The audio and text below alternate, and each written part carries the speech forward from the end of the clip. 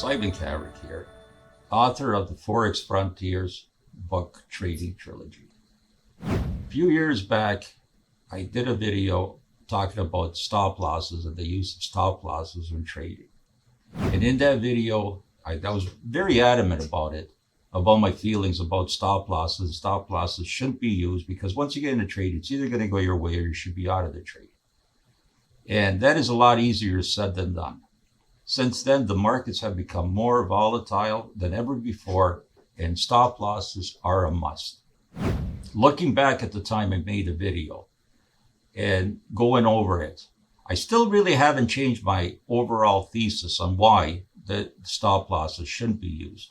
However, what I realized is it was for short-term trading at the time, and what I was focusing on and what I was using the stop losses with is what most people do.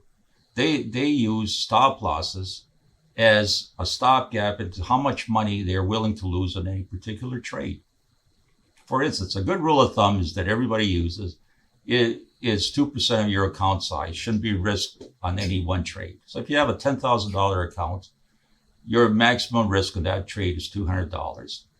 And subsequently, what you will do is you'll put a stop loss at a $200 loss and let the trade play out. However, and this is a big however, the market doesn't care about your account size and your risk tolerance.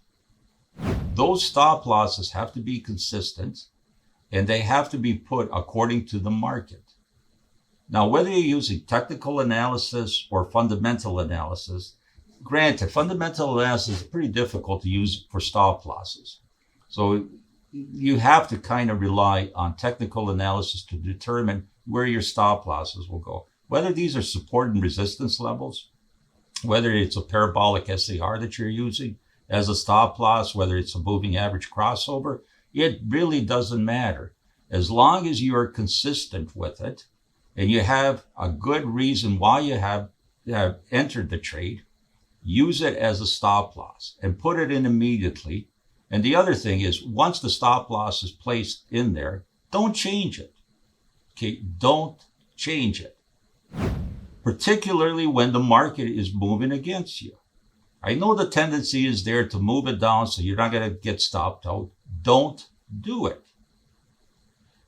On the other hand, if the market is moving in your favor, then by all means, you can move the stop loss. But, and this is a big but, keep this in mind, you can move that stop loss as long as it adheres to your original reason and behind placing the first stop loss. So if you're using a parabolic SAR as your stop loss target, that parabolic SAR will move along with the trade. So once your trade goes into the profit, you can move it along the parabolic SAR. Don't decide, well, I'm going to move it with the moving average now. Consistency is very, very important when it comes to trading, and in particular when it comes to risk money management of your account.